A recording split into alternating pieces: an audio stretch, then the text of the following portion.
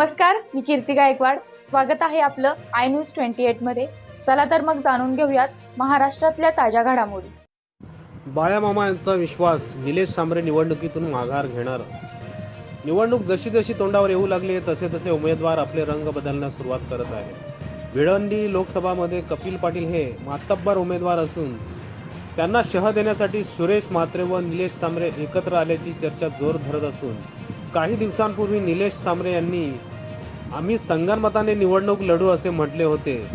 तर कुडूस येथील दौऱ्यामध्ये सुरेश म्हात्रे यांनी निलेश सांबरे माघार घेतील असा आम्हाला ठाम विश्वास आहे असे म्हटले. यावेळी महाविकास आघाडीचे अनेक कार्यकर्ते उपस्थित होते. इंडिया न्यूज 28 साठी पालघर प्रतिनिधी किरण दुपारे. मृत्यूचा सापळा बनलाय. काही दिवसापूर्वी याच महामार्गावर एका चिमुकलीचा मृत्यू झाला आणि याबद्दल आपण काय सांगाल?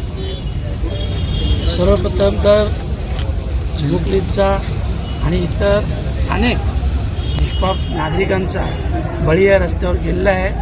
सर्वप्रथम तर मी श्रद्धांजली वाहतो आणि खास करून आत्ताचे जे खासदार आहेत कपिल पाटील यांना या श्रद्धांजलीच्या माध्यमातून संदेश देखील देतो की तुम्ही 10 वर्ष किती निष्क्रियपणे या पदावर बसलात. 3 वर्ष मंत्री होते तरीसुद्धा एवढ्या वर्षात तुम्ही या रस्त्याला मंजुरी देऊ शकला नाही आणि आत्ता कुठे घाईघाईत रस्ता तर उद्घाटन केलं.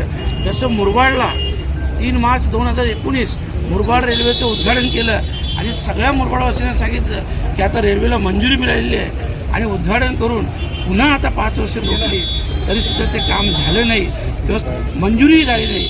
तशी परिस्थिती आता इथं देखील केलेली आहे. तर बघा, फक्त प्रशासकीय मान्यता केल्यानंतर वर्क ऑर्डर निघेपर्यंत हे काम होईल नाही होईल, रिटेंडर होईल काय होईल आपण सांगू शकत नाही. परंतु फक्त ना फक्त दिशाभूल करण्यासाठी आपण पाहत असाल कल्याण पश्चिमला एक उद्घाटन झालं.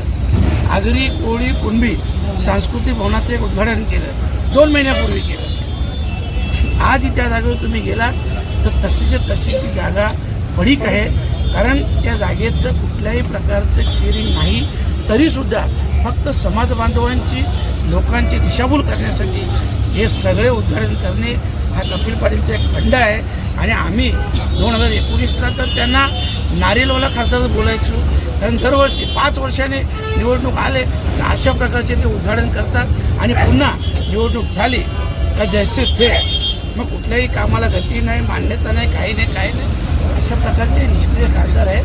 आणि आपल्या सर्वांना कल्पना, आमचे तळेसाहेब देखील बोलले की बघा, अबकी बार मोदी सरकार नाही, अबकी बार भारत सरकार झालं पाहिजे, नाही झालं पाहिजे. आणि जी काही परिस्थिती आपण त्या 10 वर्षात पाहिली भोगली, आता सर्वसामान्य जनतेला या गोष्टीचा धिक्कार आलेला आहे. आणि म्हणूनच एवढा द्वेष कपिल पाटील आणि भारतीय जनता पार्टी यांच्या विरोधात लोकांमध्ये निर्माण झालेला आहे. आणि त्याचा प्रत्यय येत्या 20 मेला आपल्या सगळ्यांना मतदानाच्या माध्यमातून, मतपेटीच्या माध्यमातून येणारच आहे. एवढंच मी सांगतो. या लोकसभा निवडणुकीत रिंगणात उतरलेले आहेत. आपले प्रतिस्पर्धी म्हणून तुम्ही नेमकं निलेश सांबरेला मानता की कपिल पाटील यांना मानता? नाही, प्रतिस्पर्धी हे आमचे कपिल पाटीलच आहेत. निलेश सांबरेने 3 दिवसापूर्वी स्टेटमेंट दिली, तुम्ही ऐकली असेल की आम्ही चांगले मित्र आहोत, आम्ही दोघे ठरवू, कोणीतरी एक माघार घेईल. तर बघूया आता, जोपर्यंत तो काही निर्णय होत नाही तोपर्यंत तसं काही बोलू शकत नाही. तर निलेश सांबरे प्रतिस्पर्धी असतील. एकीकडे निलेश सांबरे सांगतात की आम्ही 5 लाख मतांनी निवडून येऊ आणि आता तुम्ही सुद्धा या रिंगणामध्ये आहेत. म्हणजे नक्की तुम्हाला विश्वास वाटतं का निलेश सांबरे माघार घेतील? असं विश्वास आहे म्हणून तो बोलतो ना.